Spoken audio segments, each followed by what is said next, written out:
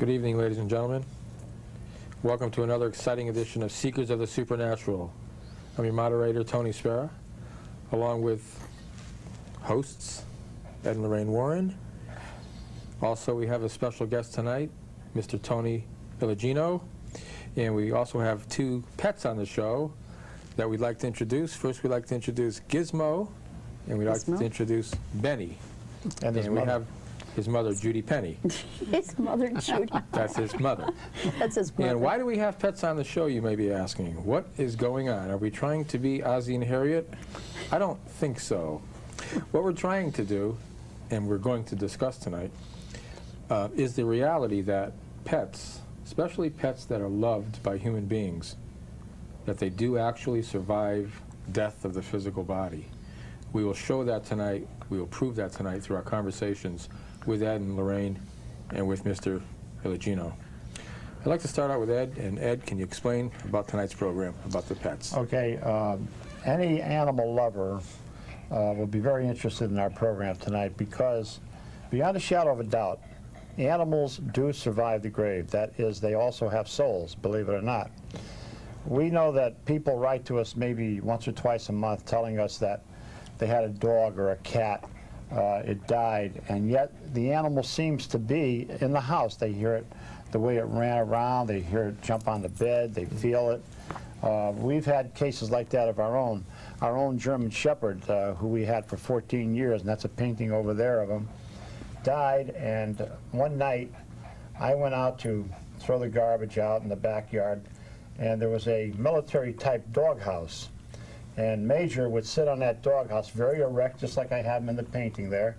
And he'd sit up like this, and I'd take the chain off, and he'd come into the house with me. Mm-hmm.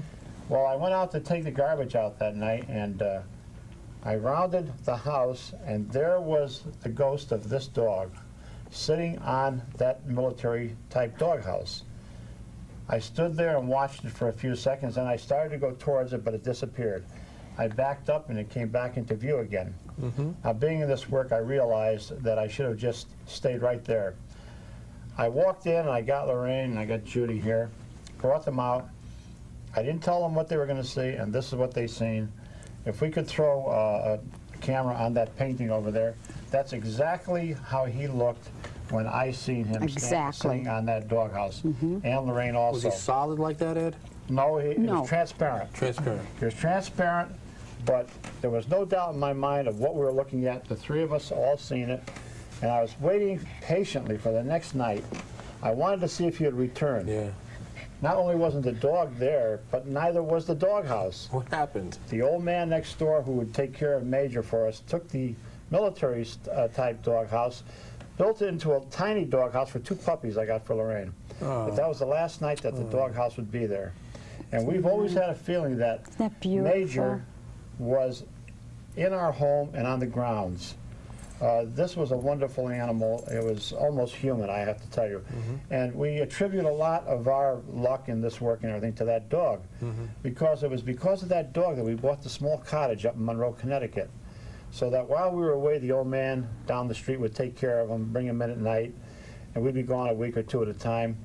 And it was because of that dog that we started our studio, our painting studio. We're both artists. And then one of the students, a man who was a manager of a bank, had suggested that we show the paintings of my hauntings that I had painted. And that was the start of, you know, our public image. Yep. Lorraine, I'd like to just touch on a point, if I could, about the psychic ability of animals. Now, do you believe that animals have psychic ability? Oh, I have no doubt whatsoever, Tony. I have no doubt. I also feel that we, as individuals, as humans, have the ability to heal them through spiritual means. I believe that we can do that. I pray all the time, as I pray for my family, Tony, I pray every night to St. Francis for our animals and for any animal who needs our prayers. And it is amazing. Of course, I have a lot of devotion to St. Francis, and it's amazing the situations that we find ourselves in regarding saving the lives of animals. And we'll say, I know that he must have directed us in this area. But regarding their psychic ability, when we are involved in certain cases, I've walked in the house after being involved in real bad cases where the dogs and the cat will actually walk backwards away from us. And they sense and know your emotions. They sense your feelings. They're very loving and caring.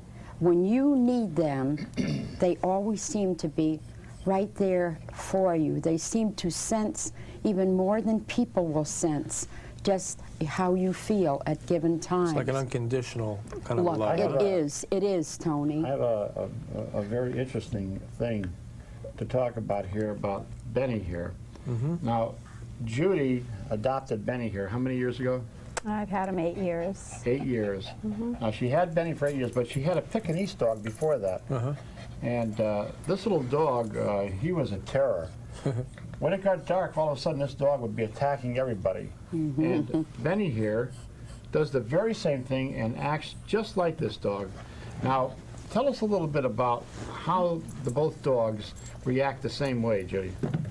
You'd never realize it by looking at them. No, not now you wouldn't. Not now you wouldn't. Not now. Well, a certain time of night when it gets dark and no one can come near me, no one can come in the house, he'll growl Same as and Goober. he'll jump after them. And your other dog used to do the same thing? The exact same thing.